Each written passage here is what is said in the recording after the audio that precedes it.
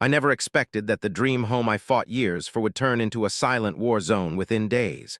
The neighborhood looked perfect from the outside, manicured lawns stretching before colonial facades, children playing safely in cul-de-sacs, and neighbors who waved from their porches. At least, that is what the realtor showed us. Reality proved somewhat different once we signed those papers. My little brother, Connor, younger than me by 6 years, decided to live with me during this transition. Not because he needed a place, he could have afforded his own, but because his new assignment made it convenient. Connor had just graduated from the academy, youngest in his class, and now the youngest deputy the county had ever sworn in. He carried himself with a quiet confidence that belied his age. What most people did not realize was that Connor was part of a new county initiative. Young officers embedded in communities, building relationships before problems escalated. No uniform, no marked vehicle, just presence. Preventative policing, they called it. Connor was one of their first experiments. "Are you sure about this?" I asked him the day we moved in, watching him carefully arrange his academy photo in his bedroom. "Living with your big sister while working undercover." Connor smiled that measured smile of his.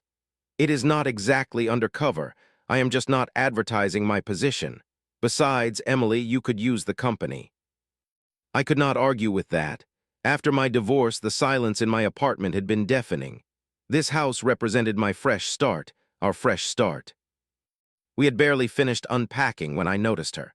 The woman across the street with the sharp eyes and sharper tongue. Karen Whitfield, according to our neighbor information packet. HOA board member. Community watch coordinator. Her gaze followed our moving truck with suspicion, like we were smuggling contraband instead of my second-hand furniture. The first interaction came exactly 3 days after move-in. I was placing our trash bins at the curb when her voice sliced through the morning air. "Those need to be exactly 12 inches from the curb, and they cannot be visible from the street except on collection days." I turned to find her standing at the edge of my driveway, arms crossed. Her blonde hair was pulled into a tight ponytail, not a strand out of place. "I am sorry, I did not realize." "You should have read the HOA guidelines more carefully before moving in," she interrupted. "This is a quality neighborhood. We have standards." Before I could respond, she was photographing my trash bins with her phone. That night, we received our first HOA violation notice. Connor read it carefully, that unreadable expression on his face. Over the next week, the pattern emerged. Karen watched our house constantly. She documented every potential violation. Our mailbox was apparently 2 inches taller than regulation. The flowers I planted were not on the approved vegetation list. Connor's friend who visited had parked slightly over the line between our driveway and the street. The HOA backed every complaint. Each time I tried to explain or request clarification, I was directed to Karen as the street representative. It became clear she had unusual influence over them. "Why does everyone just bow to her?" I asked Connor after receiving a third notice. My brother was standing at the window, watching Karen photograph our front yard from across the street. He did not immediately answer. Instead, he pulled out a small notebook and jotted something down. "People like her exist in every community," he finally said. "They find systems they can manipulate and use them to exercise control." "So what do we do?" Connor's eyes never left Karen's retreating figure. "For now, nothing. We watch, we document, we learn the actual rules better than she does." I did not understand his patience then. What I mistook for passivity was actually calculation. My little brother, with his quiet demeanor and observant eyes, was already building a case, piece by piece. And Karen had no idea who she was really dealing with. Karen's campaign against us picked up speed like a storm brewing behind every curtain. What began as petty complaints transformed into a coordinated assault on our presence in the neighborhood. The HOA notices arrived with alarming frequency, sometimes twice in a single week. Each one cited increasingly obscure violations from the 60-page rulebook I had admittedly skimmed rather than studied. "Non-regulation lawn furniture," read one citation. The patio set I had saved for months to buy was apparently 3 inches too tall. Unauthorized modification to front-facing windows, claimed another. I had hung curtains, simple beige curtains. Excessive noise disturbance, stated a third, referring to a dinner I had hosted for 4 friends on a Saturday night that ended promptly at 9. I tried reasoning with the HOA board via email. Their response was always the same. Your street representative has documented these violations thoroughly. Please address them within 7 days to avoid further action. Connor remained frustratingly calm through it all. He would study each notice, file it away in a growing folder, and occasionally make a phone call from our backyard where he could not be overheard. You need to fight this, I insisted one evening, throwing the latest notice onto our kitchen counter. Not yet, Connor replied, his voice steady. Trust me, Emily, she is testing our limits, pushing to see how we react. His patience was tested when my college friend Derek came to visit. Derek parked his car legally on the street, but according to Karen, he had positioned it aggressively toward her property. I was helping Derek bring his overnight bag inside when the tow truck arrived. What is happening? Derek asked as the driver approached his vehicle. Karen strode across the street, phone in hand. Unauthorized vehicle. The HOA has a strict visitor parking policy. I stepped forward. That is ridiculous. He arrived 30 minutes ago for an overnight stay, which is well within the guidelines.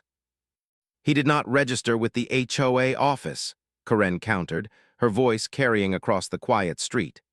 Several neighbors had emerged from their homes, watching silently.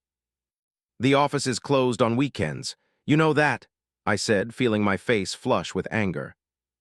Then he should have planned his visit for a weekday, she replied with a smirk. Or perhaps you should have chosen a different neighborhood more aligned with your lifestyle.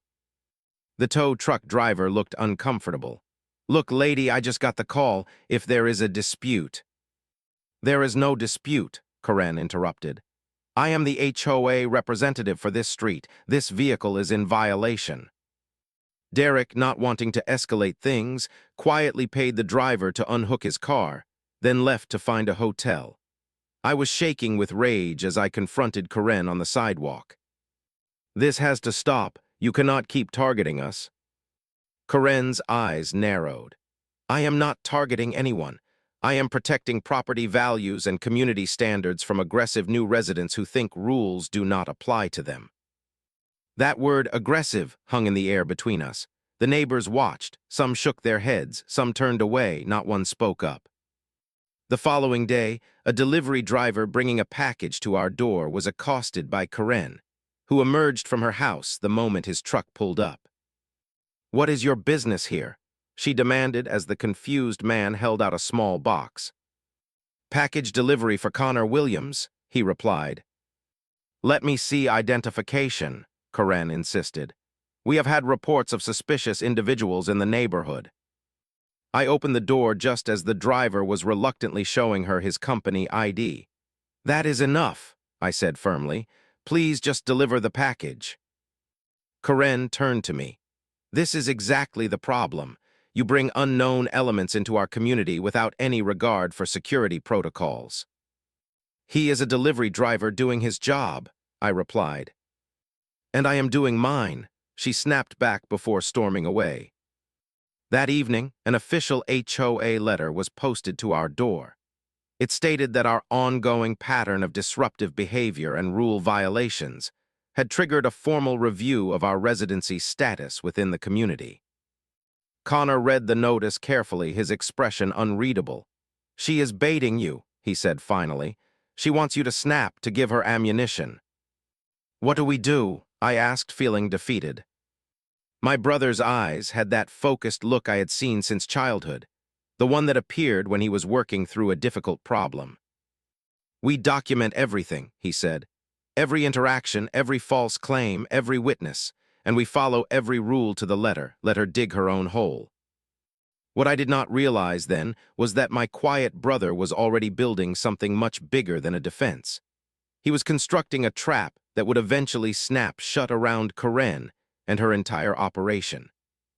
Karen turned from a private nuisance into a public menace with calculated precision.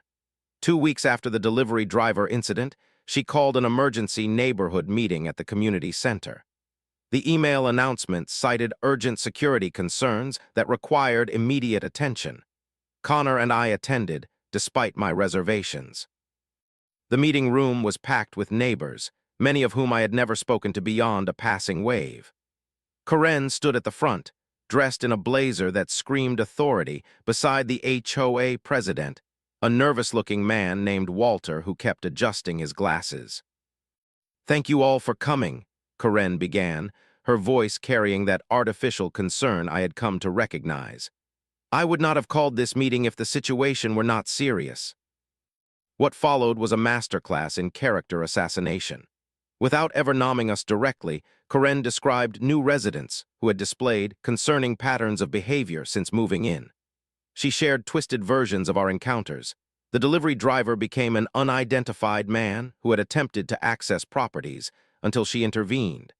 My dinner guests were portrayed as loud gatherings extending late into the night. Then she turned her attention to Connor. "Additionally," she continued, her voice lowering dramatically, "one of these individuals has been observed watching the neighborhood children at play, multiple times." A murmur rippled through the crowd. Connor sat perfectly still beside me, his face a neutral mask. I wanted to stand up and scream the truth, that my brother was a law enforcement officer who took his responsibility to protect children seriously. Instead, I felt his hand on my arm, a gentle pressure urging patience. Walter cleared his throat. "In light of these concerns, the board has placed the Williams residence under formal review. We will be monitoring the situation closely." As the meeting disbanded, neighbors avoided eye contact with us. A few whispered to each other, glancing our way with newfound suspicion. I felt sick to my stomach. "How can you be so calm?"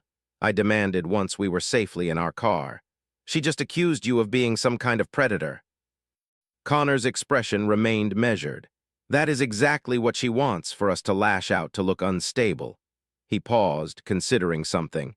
"I think it is time we change tactics. From now on, we become the perfect residents." Over the next week, Connor transformed our property into a model HOA home. He trimmed the hedges to exactly the specified height. He repainted our mailbox to meet regulations. He even ordered new outdoor furniture that complied with the aesthetic guidelines. Every possible violation was eliminated with military precision. Meanwhile, I noticed something strange about the HOA operations. Every decision seemed to flow through Karen, despite Walter ostensibly being the president. During one inspection of our property, I overheard Karen say to Walter, "James can handle the paperwork," referring to her husband. That evening, Connor made a phone call from our backyard. Though I could not hear the full conversation, I caught fragments. "Need access to public records." "Yes, HOA filings. Potential pattern of behavior." Later, he showed me what he had discovered. Karen's husband James worked for the law firm that handled all HOA legal matters. Every fine, every threat letter, every legal action initiated by the HOA generated billable hours for his firm. "This is not just about us," Connor explained. "I think they have been targeting residents systematically." That night, Connor sent an email to his sheriff contact.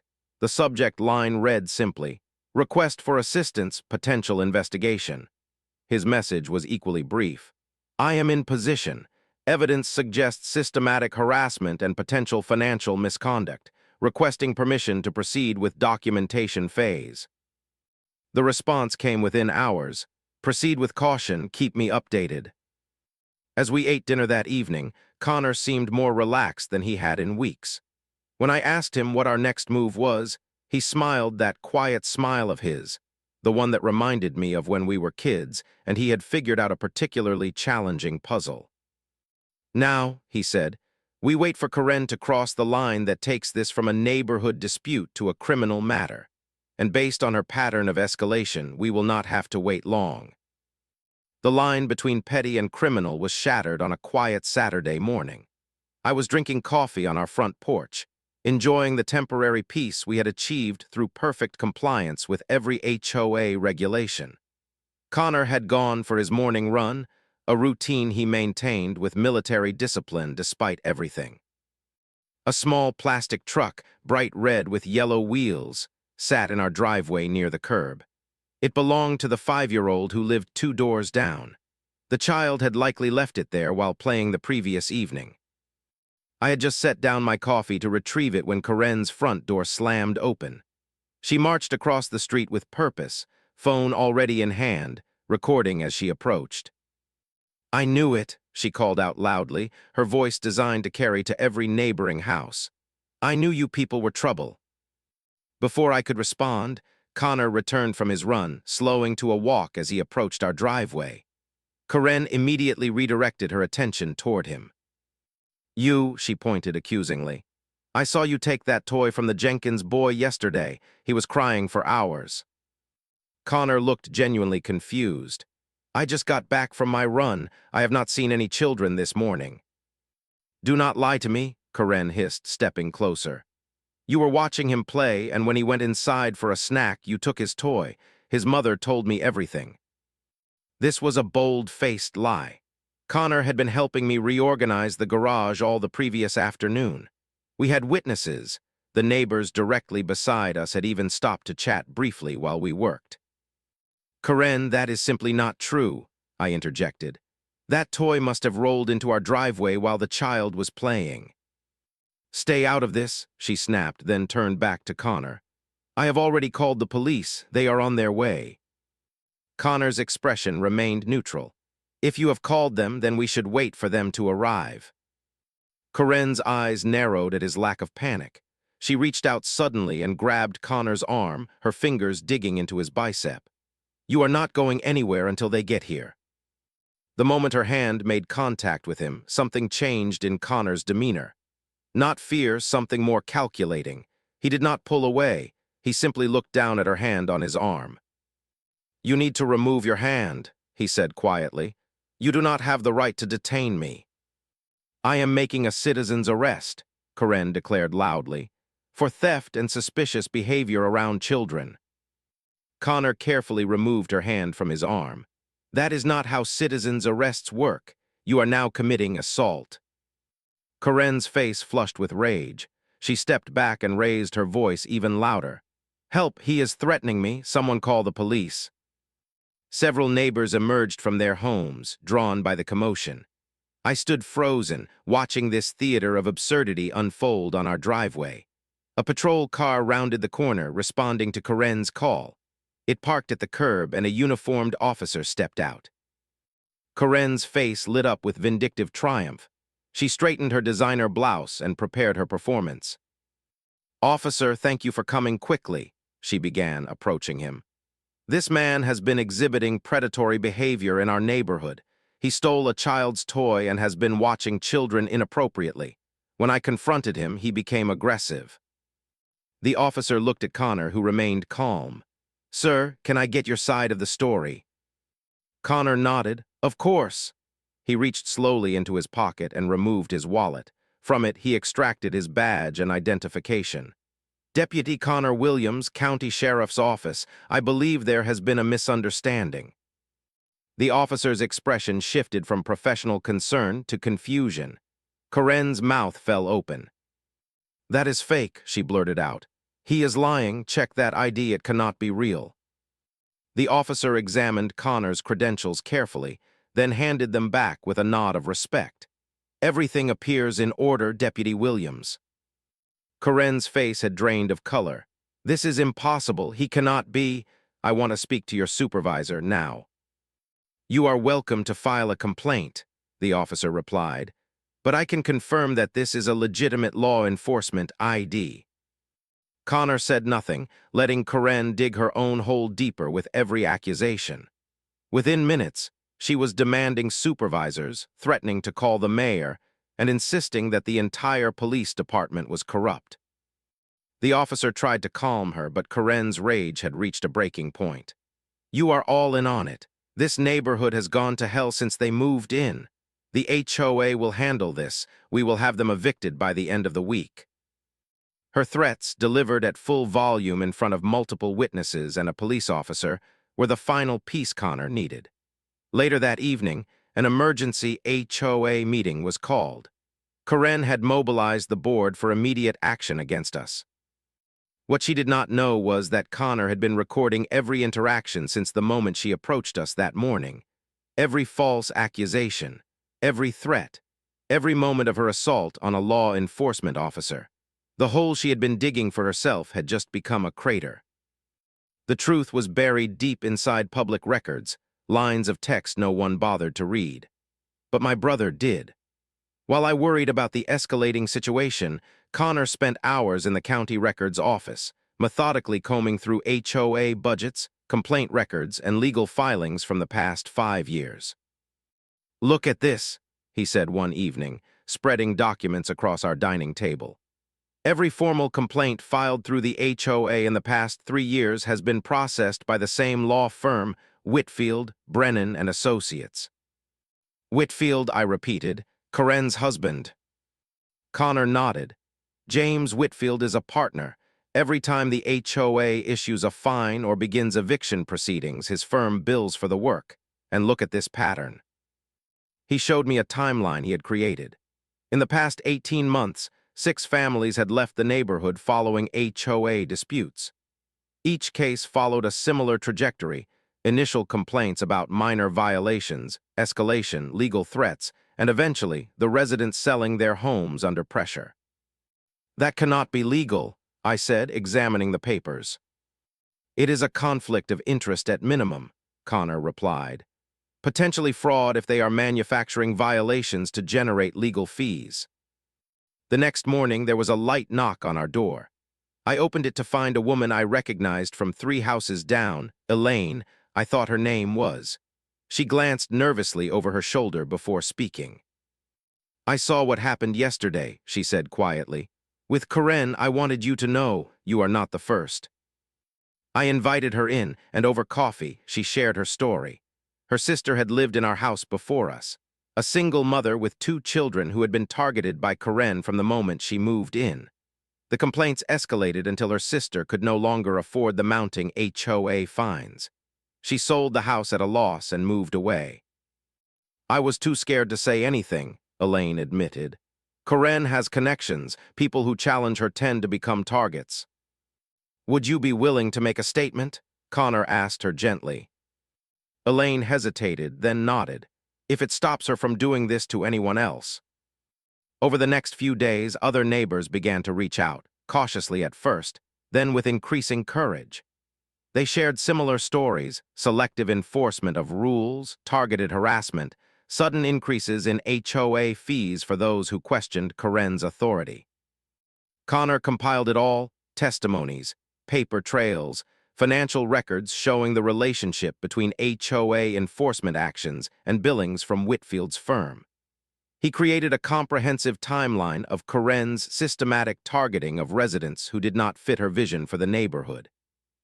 "This is not just an HOA dispute anymore," he explained as he organized the evidence. "This is fraud, harassment, and abuse of power, possibly even extortion in some cases." On a Thursday evening, Connor placed all the evidence in a sealed envelope. He drove to the sheriff's office and handed it personally to his supervisor, a veteran detective named Martinez. "This is everything I have gathered so far," Connor told him.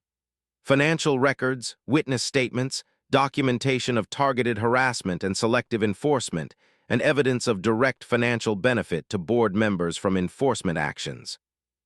Detective Martinez reviewed the file carefully, his expression growing more serious with each page. "This is solid work, Williams," he said finally. "Particularly the financial connection. We are opening a case." Connor nodded. "There is one more thing. She physically grabbed me and made false allegations. I believe she will continue to escalate." "You want to set up a sting?" Martinez deduced. "Yes," Connor confirmed. "I think she is close to making a major mistake. I want to be ready when she does." Martinez considered this for a moment. "Be careful, document everything. We will have your back." When Connor returned home that night, there was a new determination in his eyes. "It is official," he told me. "The sheriff's office is investigating Karen Whitfield and the HOA board for fraud and harassment." We became the bait. The sheriff's team worked silently, installing surveillance cameras in discreet locations overlooking our property. Nothing obvious. A landscaping crew that spent an unusual amount of time adjusting sprinkler heads, a utility worker checking connections on nearby poles. Within 3 days, our street had invisible eyes watching every approach to our home. Connor wore a wire beneath his shirt the following week. The device was small, virtually undetectable, a far cry from the bulky equipment I had seen in movies. Detective Martinez had been clear about the rules of engagement: document everything, but do not provoke. We did not have to wait long. The emergency HOA meeting was scheduled for Wednesday evening at the community center. Every homeowner received a notice citing urgent neighborhood security concerns as the agenda. Connor and I arrived early, taking seats in the back row. Karen entered like a general preparing for battle, flanked by Walter and 2 other board members. She carried a thick folder labeled Williams Residence Violations. My stomach tightened at the sight. Connor remained relaxed beside me, his posture open and unthreatening. "Before we begin the official meeting," Karen announced to the gathering crowd, "I need to address a pressing issue." She approached us directly, standing just a few feet away. The wire beneath Connor's shirt captured every word. "I have prepared a complete dossier on your numerous violations," she said, her voice dripping with venom. "The board will be voting tonight on immediate eviction proceedings." "On what grounds?" I asked, genuinely curious about what she had manufactured. Karen smiled coldly. "Falsifying residency information, for one. You never disclosed that you were housing a person with a dangerous background." Connor raised an eyebrow. "Dangerous background?" "Do not play innocent," Karen hissed, leaning closer. "I have friends at the courthouse. I know about your record. You do not belong here. I will make sure of it." Her fabricated claim about a criminal record was precisely what they needed. A clear attempt at defamation and intimidation, captured perfectly on audio. As the meeting officially began, Walter nervously called for order. He opened his laptop to display the meeting agenda, unaware that a plainclothes detective was seated 3 rows behind him, watching his every move. When Walter discreetly deleted several files while Karen was speaking, the detective made a note. Karen presented her case against us, each claim more outlandish than the last. As she distributed copies of our alleged violations to board members, Connor nodded slightly to someone at the back of the room. The community center doors opened. 3 uniformed officers entered, followed by Detective Martinez in plain clothes. The room fell silent. "Karen Whitfield," Martinez called out, his voice calm but authoritative. Karen turned, confusion briefly crossing her face before her practiced confidence returned. "Yes, can I help you? We are in the middle of an important meeting." "I am Detective Martinez with the county sheriff's office," he replied, approaching the front of the room. "I need to speak with you and the board members regarding an ongoing investigation into fraudulent HOA practices and harassment." Karen's face froze. "This is ridiculous. Who filed these absurd complaints?" "Actually," Martinez said, "Deputy Williams has been gathering evidence as part of an official investigation." The room erupted in murmurs as everyone turned to look at Connor, who stood quietly. "Deputy," Karen repeated, her voice suddenly small. As the officers began to explain the situation to the stunned board members, Karen's composure finally shattered. "This is a setup. He infiltrated our neighborhood. This is entrapment." The officers escorted Karen, Walter, and 2 other board members outside for questioning. The remaining homeowners sat in shocked silence, trying to process what they had just witnessed. One elderly gentleman finally broke the silence. "Does this mean we can paint our front doors any color now?" Despite everything, I could not help but laugh. The aftermath was strange, quiet. In the days following the HOA meeting, our neighborhood seemed to exhale collectively, as though everyone had been holding their breath for years without realizing it. Karen faced multiple charges: harassment, filing false reports, and misappropriation of HOA funds. Her husband's law firm came under scrutiny for their role in the scheme. Walter and the other board members cooperated with investigators, most accepting plea deals in exchange for testimony. The HOA dissolved its board. A community meeting was held to elect new representatives, people who promised transparency and reasonable enforcement. The 60-page rulebook was reduced to 10 pages of common-sense guidelines focused on maintaining property values without micromanaging lives. People I had not spoken to in months came over, shaken and ashamed. They apologized, said they were scared. I understood. Fear is a powerful thing, especially when wielded by someone who knows how to use systems against people. Connor was recognized quietly for his work. His name appeared in a department memo commending his diligent investigation and professional conduct. The sheriff mentioned using the case as a training example of community-oriented policing. My brother shrugged it all off. "It was just the right thing to do," he said when I tried to celebrate his accomplishment. "Anyone would have done the same." "No," I insisted. "Most people would have moved away or given up. You saw something wrong and fixed it." He smiled that quiet smile of his. "That is the job." 2 weeks after the arrests, we hosted a cookout in our backyard. No violations, no fines, no threats. Just neighbors getting to know each other properly for the first time. Connor manned the grill, chatting easily with people who had previously avoided eye contact with us. Elaine brought her sister, our house's previous owner, who had driven in for the occasion. She hugged Connor with tears in her eyes. "Thank you for giving me closure," she told him. "I always thought I had done something wrong." As the evening wound down and the last guests departed, Connor and I sat on the patio with cold drinks, enjoying the peace. "Do you regret buying this place?" he asked. "After everything that happened." I looked around at our home, not perfect, maybe, but ours. The flower beds I had planted without consulting an approval committee. The porch light I had changed to a warmer tone. The wind chimes hanging from the oak tree that would have never passed Karen's noise ordinance. "Not for a second," I replied honestly. "This was always meant to be our home, we just had to fight for it." Connor nodded, satisfaction evident in his relaxed posture. "The department wants me to do another community placement," he mentioned casually. "They think the program has potential." "Will you do it?" He considered this for a moment. "I think so, but maybe I will request an apartment next time, less yard work." We laughed together under the stars, finally at home in a neighborhood that was learning to breathe again. As I watched my little brother, the quiet force of justice who had dismantled a small tyranny without raising his voice, I realized how close we came to losing everything. But we fought back, not with fists or fire, but with patience, with evidence, with the truth. This was our home, and no one was taking it from us again.